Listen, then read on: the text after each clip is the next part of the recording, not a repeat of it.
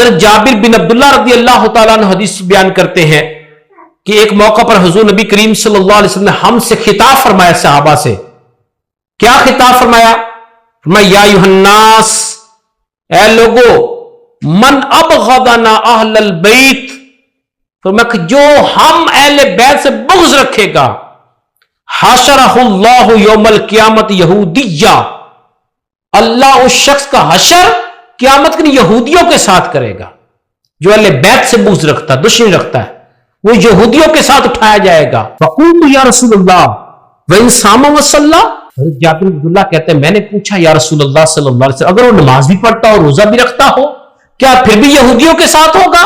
وقال اسلام نے فرمایا وإن صام وصلى وزعم انه مسلم، مگر اگر وہ روزہ دار بھی ہو، نمازی بھی ہو، روزہ دار ہو، اپنے آپ کو مسلمان بھی سمجھتا ہو، پھر بھی وہ دوزخ میں جائے گا، یہودیوں کے ساتھ اس کا حشر ہوگا۔ اس حدیث میں کتنی سخت وعید بیان کی گئی ہے۔